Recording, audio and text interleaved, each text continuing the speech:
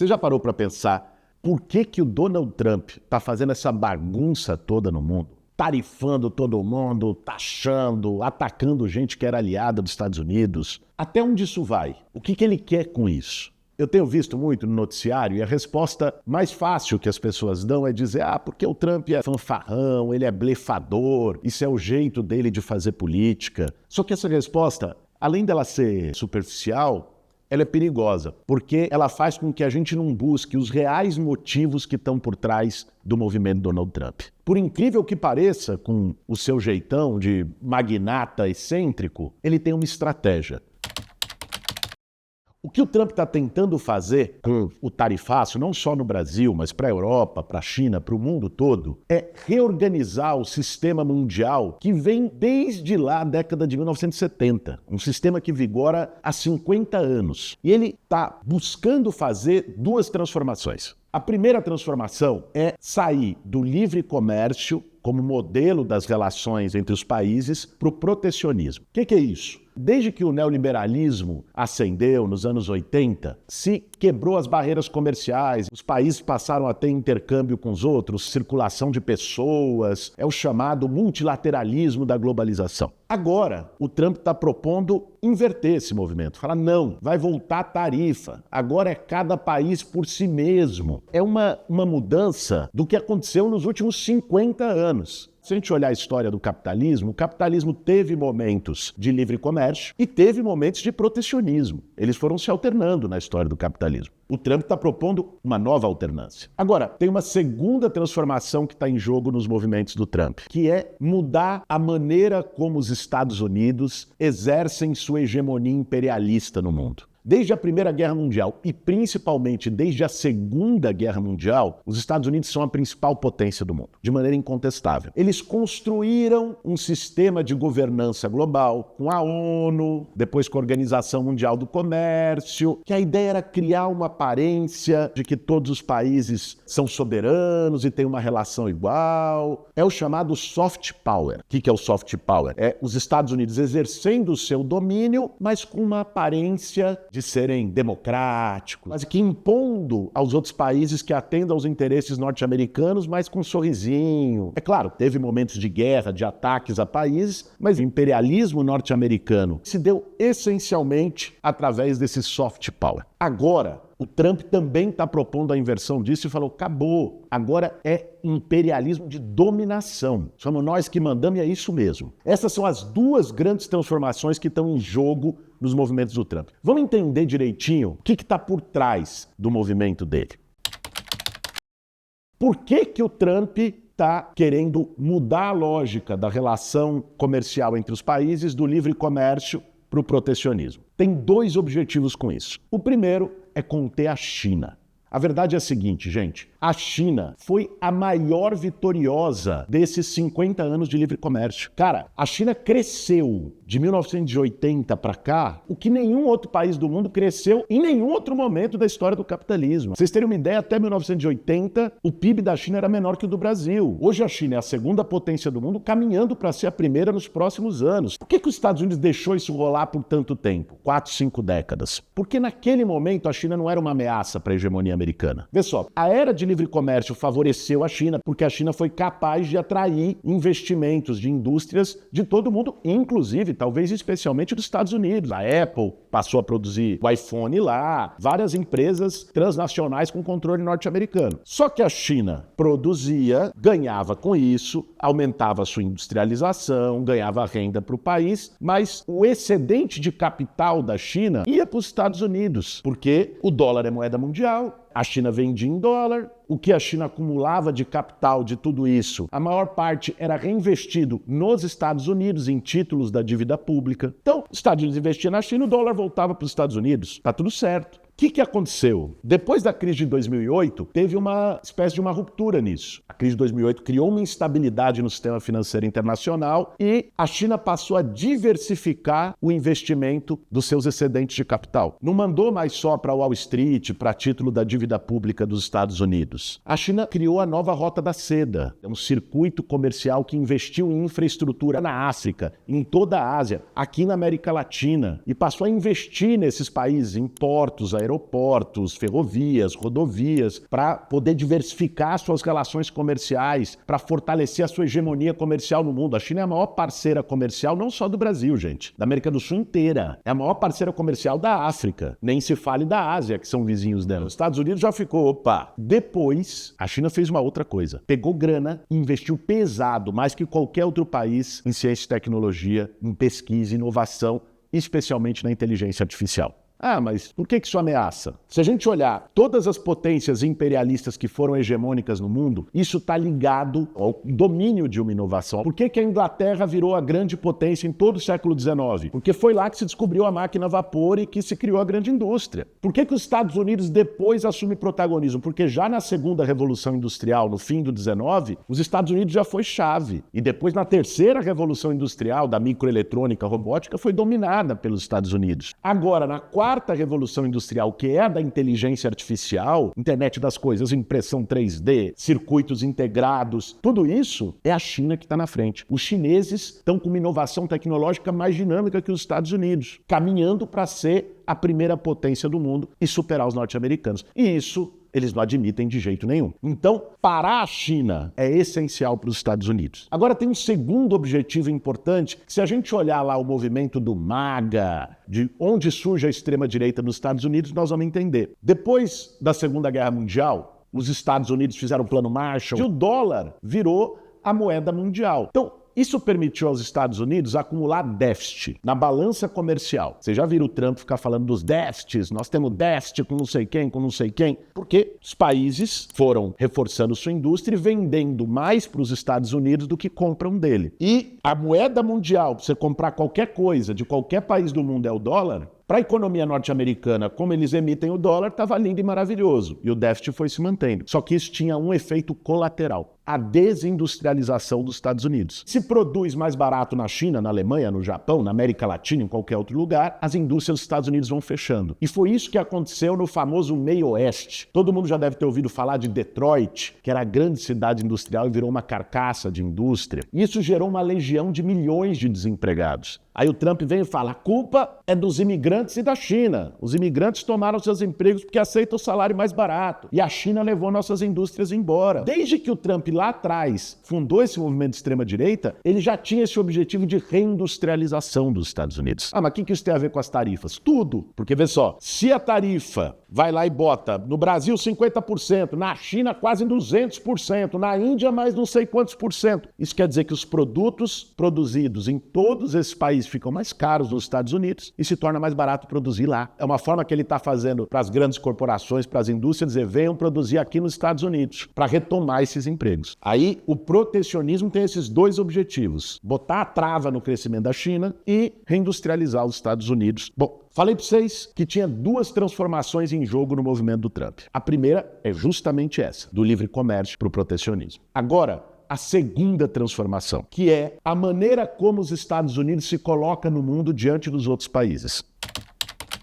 Você ser uma potência imperialista, você pode agir de dois jeitos. Você pode ser aquele cara, o mandão, eu tô aqui mesmo, quem vier eu vou pro pau. Você pode, vamos aqui, dominar no sapatinho, daquele jeito. Essa é a diferença entre o imperialismo de hegemonia e o imperialismo de dominação direta. Desde a Segunda Guerra Mundial, os Estados Unidos apostou muito no imperialismo de hegemonia, que é o que eles chamam de soft power. Esse soft power está chegando ao fim. Ele se sustentava quando a hegemonia não era questionada. Agora, com a China chegando em cima de você e falar, tô passando, aí teve que tirar a máscara. Acordo internacional é o rasgo. Toda aquela ordem de governança de instituições globais, OMC, FMI, ONU, Organização Mundial da Saúde, a OTAN, tudo isso, ele está dizendo, joga pra lá. E batendo no peito, eu sou os Estados Unidos e é isso mesmo. Cara, a maior expressão disso foi uma resposta que ele deu para uma jornalista na Casa Branca, perguntado sobre o tarifaço no Brasil, que não tinha justificativa comercial, eles têm superávit com a gente. Aí perguntou, por que você fez, Trump, o tarifaço no Brasil?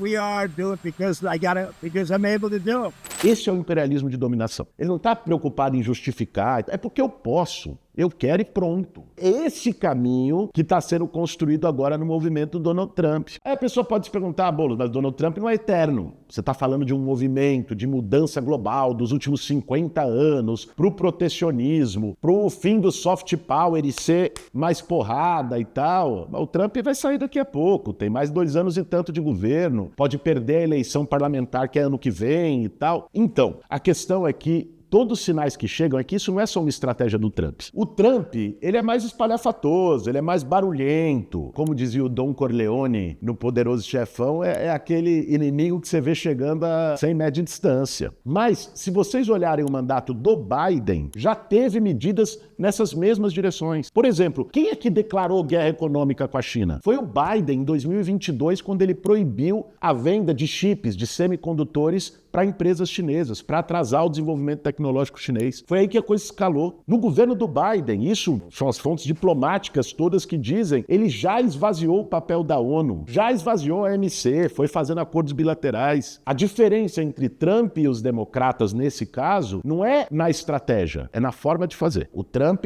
faz num ritmo mais intenso, com mais barulho, xingando os outros e tal. E os democratas tentam fazer mais com jeitinho. Mas no fim do dia, a estratégia de ir para o protecionismo, para enfrentar a China, e a estratégia de ir para o imperialismo mais duro parece ser uma política de Estado dos Estados Unidos. Mas, gente, a questão é, o que ameaça tanto os Estados Unidos? E aí, é uma palavra: dólar.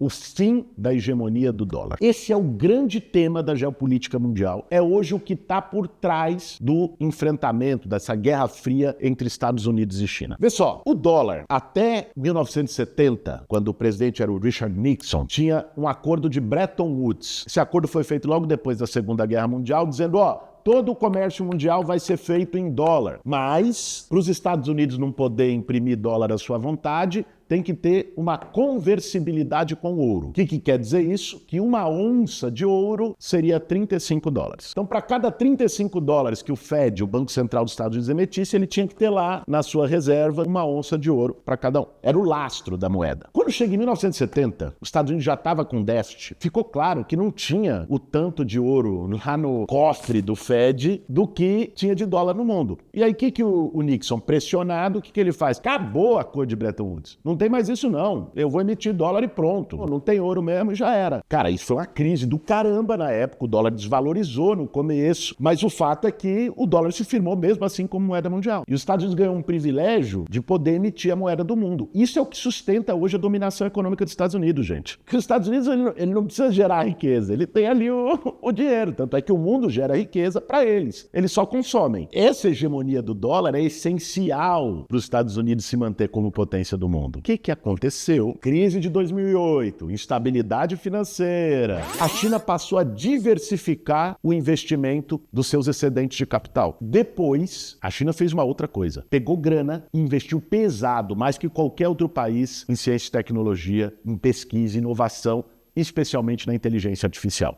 Em 2020, a China anuncia investimento pesado em moeda digital, uma criptomoeda com tecnologia de blockchain. Na sequência, guerra Rússia-Ucrânia, o que os Estados Unidos faz? Congela as reservas internacionais da Rússia. Como é que funciona isso? Pra você entender. O Brasil, por exemplo, tem 200 e tantos bilhões de dólares em reserva internacional. Tá lá. Se os Estados Unidos falar tá congelado, o Brasil perdeu esse dinheiro. Qualquer coisa que você queira comprar, você vai pagar em dólar, por um sistema chamado sistema SWIFT, que é controlado pelos Estados Unidos. Então, quando os Estados Unidos quer sancionar um país, ele tem a faca e o queijo na mão. Eles já fizeram isso com o Irã e depois do ataque à Ucrânia fizeram com a Rússia. Então eles chegaram e disseram para a Rússia, vocês não podem mais usar o sistema SWIFT e sua reserva internacional está congelada. Pá! Foi para cima. Só que isso teve um efeito colateral. A Rússia não ia comercializar mais nada com ninguém? Não. A Rússia começou a comercializar com a China com moeda digital, com a criptomoeda chinesa que já estava sendo desenvolvida. E isso abriu uma rachadura no domínio do dólar e começou a aparecer para as pessoas que é possível ter um comércio de outro jeito. E a China desenvolveu uma plataforma de moeda digital muito mais rápida, eficiente e mais barata que o sistema SWIFT.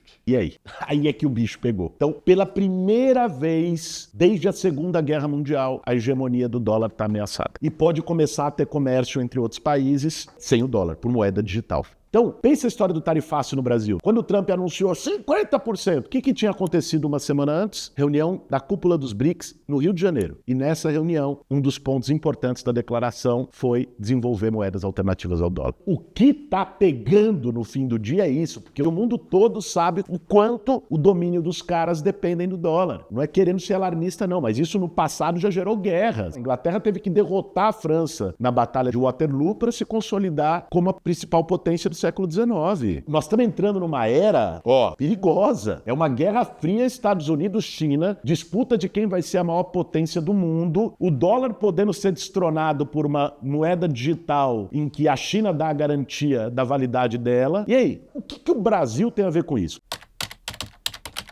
Porque quando a gente ouve a história toda, Nova Guerra Fria, Estados Unidos, China, inteligência artificial, o protecionismo, a gente se percebe de algum modo como um coadjuvante, né? E aí é a grande questão que eu quero trazer para vocês. O Brasil, gente, é central na estratégia do Donald Trump. E por que o Brasil é central? Porque os BRICS é hoje quem tem dito abertamente de fazer um comércio que não dependa do dólar. E o Brasil é o elo mais fraco dos BRICS. Das grandes economias fundadoras dos BRICS, a Rússia tem bomba atômica, a China tem bomba atômica, a Índia tem bomba atômica. E nós? O Brasil é o mais vulnerável nessa história. O principal motivo pelo qual o Brasil é estratégico para o Trump é porque nós estamos na América Latina, meus caros. E os Estados Unidos, desde sempre, entenderam a América Latina como seu quintal, a sua zona de influência. Desde a doutrina Monroe, lá do século XIX, que eles diziam América para os americanos. O que eles queriam dizer? Toda a América Latina, o domínio é deles, é o quintal deles. Agora, como tem uma guerra fria com a China, o Trump faz uma espécie de uma nova doutrina Monroe. Isso é expressão desse imperialismo de dominação e da importância que a América Latina tem para eles. Por quê? Porque hoje a China é a principal parceira comercial da América Latina. Eles estão numa disputa direta para ver quem vai dominar a economia mundial. Ele não pode deixar que a área que eles entendem como quintal deles tenha uma influência chinesa tão grande. O tarifácio de 50% é por causa do Bolsonaro. O Bolsonaro é o traidor da pátria útil para o Trump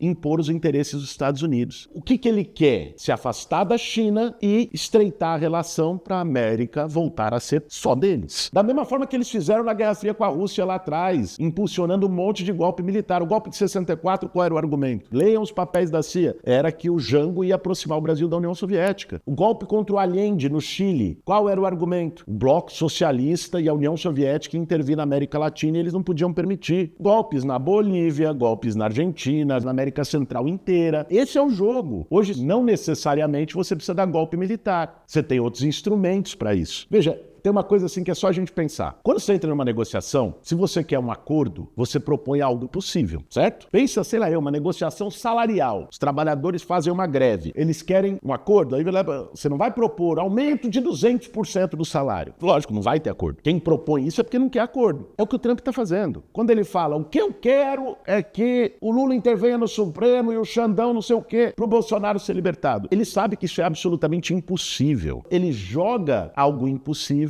para apostar na escalada. Ele quer ir asfixiando a margem de manobra do governo brasileiro para tentar eleger alguém ano que vem. O mais grave pode vir ano que vem, influenciando a atuação das Big Techs, das grandes plataformas, da Meta, Google, que tem o YouTube, que tem o Facebook, que tem o Instagram, todas elas para poder favorecer o candidato da extrema-direita ano que vem para derrotar o Lula. Isso não seria novidade. O X do Elon Musk atuou diretamente, tem vários estudos comprovando isso, para eleger o Trump em 2024. É por aí que a coisa vai vir. O que está acontecendo é uma articulação da maior potência imperialista do mundo que quer fazer com que o Brasil se ajoelhe, e aqui vale destacar a firmeza do Lula, virou capa até do New York Times, o único governante que enfrentou o Trump. O Lula foi firme, o governo reagiu bem, fez um pacote, apoiou os setores afetados.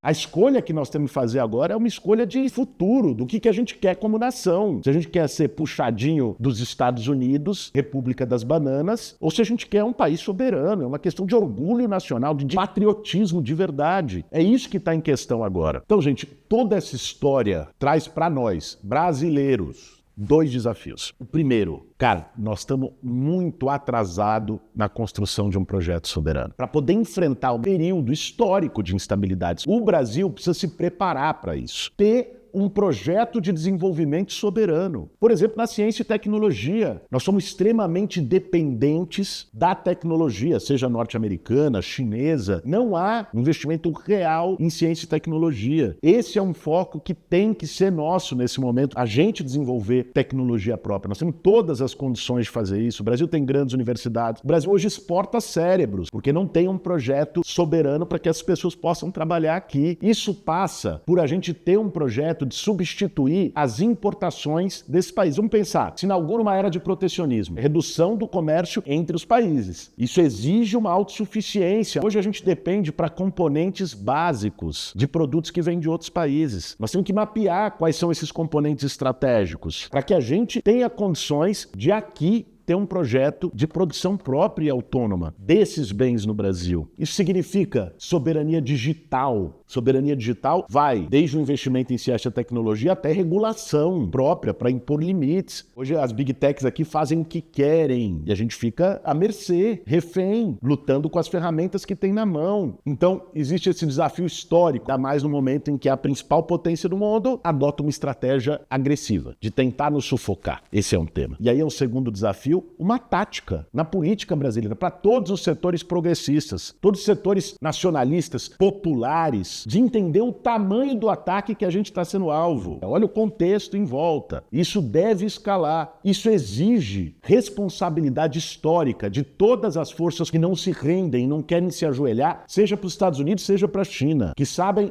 a vocação e a potência que o Brasil tem. Isso exige da gente ter a responsabilidade com a unidade, essa frieza, em defesa da soberania nacional. E, lamentavelmente, se a gente olhar a história brasileira, as classes dominantes do Brasil, historicamente, nunca tiveram essa vocação soberana. Muitas vezes se aliaram aos interesses internacionais, do capitalismo estrangeiro, em vez de apostar na construção de um projeto nacional. Muitas vezes podem atuar, como hoje a extrema-direita atua de forma aberta, como lesa pátria, fazendo os acordos com os norte-americanos e ponto final. Por isso, somos nós, as forças populares e progressistas, que têm condições de fazer com que o Brasil enfrente com altivez a maior ameaça à nossa soberania na história recente brasileira. Esse assunto é importante, gente, e reverbera em toda a estratégia política da esquerda, do campo progressista. Nós temos que ter isso em mente para a nossa atuação. Por isso eu peço a quem assistiu até aqui que compartilhe esse vídeo, passe adiante, passe para mais gente, para que esse assunto não fique apenas como um debate de geopolítica, de acadêmicos, de diplomatas, mas que possa ser discutido por todo o povo brasileiro.